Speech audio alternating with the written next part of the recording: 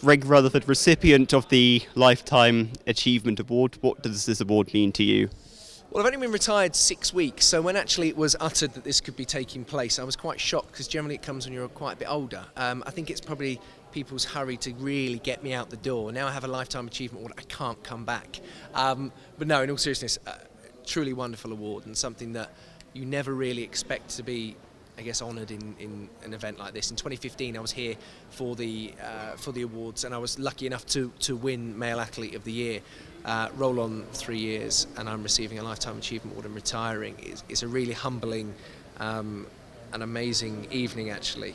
As I say, when you are an athlete, when you're doing it, it's your job, and you get on with these moments, and you have these fantastic moments.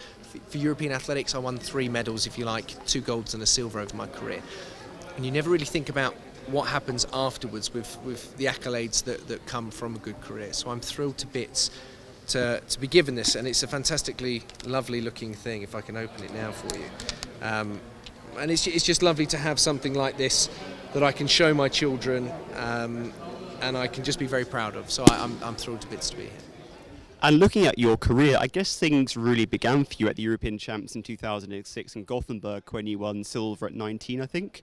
What were your memories of that competition, and how much confidence did you get from winning that medal as a teenager in your first year as a senior? It worked in 2 ways, actually. I can remember it very vividly, actually. It was one of those things that, obviously, it was my first major experience as a senior. I mean, I'd had the Commonwealth Games, but for Great Britain in particular. And then I managed to come away with a silver medal. And actually, at that point, it was a strange dynamic in my head where I suddenly thought, well, actually, I'll go on and win plenty more medals now, obviously, because I've just won this one. And that was the young part of me, the inexperienced side. I didn't really realise actually how difficult it was. And then it took quite a few years after that until I managed to achieve anything else. But Gothenburg, that showed me that actually on my day I have an opportunity to do well, I have an opportunity to win, or at least win a medal. And actually that was something that stuck with me forevermore. And then in 2010 won a silver medal at the Commonwealth Games, and I drew on the experience of Gothenburg for that. And then going into London 2012, as I did, the experiences of all of those championships leading up to that point gave me the impetus and the understanding that I really could go out and win a major championships. So to win something so early and so young, I think was hugely important for me. But equally, for the people that end up only winning medals when they're in their late 20s, early 30s, whatever else, there's no right time. It just happened to be my time was spread over a very long period. So what would the Greg Rutherford now tell a 19-year-old Greg Rutherford? I would tell 19-year-old Greg Rutherford, things will get a bit better for you, actually, because I went through a really dark patch for a few years after that, actually, and really struggled with the fact that the sport wasn't working for me. And I very nearly quit in 2008 before the Olympics. And actually just stay true to the ethos and the understanding that I intrinsically always had. Because the big thing that came with athletics is that I let other people tell me for a long period of time how I should feel and how I should do it. And then when I was very lucky to join Dan Paff in 2009, who is arguably one of the greatest track and field coaches of all time, and actually the reason I'm getting this, because without Dan's support, without his knowledge, his expertise, there would have been no chance of me winning what I did. 19-year-old me, it will get better, stick to what you know. And actually what I would have done is said, go and join Dan at 19, you'll probably win a few more medals. And of course you won 5 major titles between 2012 2016. Out of those 5, is there one which is especially special to you? Yeah, I think actually, so Zurich in 2014 was a really impressive win, I think, for the European Championships, because what people forget is that 16, 17 days before I just won the Commonwealth Games. So to win 2 majors so close together is very, very difficult to do. And I managed to get my headspace in the right place to then go on. And actually, rolling into 2015, that made it actually a lot easier. When I ended up winning the World Championships, a week later I then won the Diamond League by using the exact same mindset of going, okay, I now need to focus in onto the next event, opposed to sort of basking in the glory of what I just achieved. And actually, Glasgow and Zurich in 2014 were the perfect setup for 2015, which was arguably my greatest ever year in the sport. But look, for any person that ever wins an Olympic gold medal, that is always going to be your crowning glory. And London 2012 will always, without fail, be the greatest moment in my sporting career, and one that I'm incredibly proud of. And the year after Glasgow and Zurich, you completed the set of major titles. Not many Brits have done that. how much of an achievement was it to win the world title and then be announced as reigning Olympic, World, Commonwealth and European champion? Yes, it still brings a smile to my face now. It was a fantastic time when that happened. I think one of my regrets is, sadly, in 2016, the injuries that I picked up at the worst possible times meant that I couldn't defend my Olympic title how I wanted to. So that will always be something that I struggle with slightly.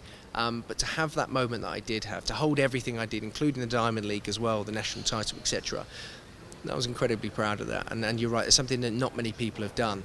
And I just quietly tried to get on with doing the job in hand and took each major as they came. I always believed that I could win them. I had the fantastic team around me, from friends and family to, as I say, my incredible coach and physio teams. And as a collective, we managed to get it right on those 5 occasions. And I managed to have a career that I will always be incredibly proud of. So just looking back on your career, have you retired with any regrets at all? No, not particularly. I mean, look, there's always things you can say. I would have liked to have won more medals, of course, but look, if at 19, as we mentioned earlier, you would say that I'd gone to win 5 major titles, and 2 of them being an Olympic and a world title and another Olympic medal, something no Brit has ever done in the long jump, it's one of those things that I wouldn't have believed you. So I can't look back with any form of regret. Yes, okay, I may have, if I would have changed coaches early or something, I might have won more, etc., etc. It is what it is. My career was incredible, and as I say, I still have to pinch myself now slightly to believe that I was the person that managed to win the championships that I did. And I am, as I say, forever and incredibly proud and always incredibly thankful for the team that I had around me to help me get to where I got to. And how would you hope your rivals would describe you as a person and as a competitor? It's a terrible idea to ask rivals what they think of their competitors.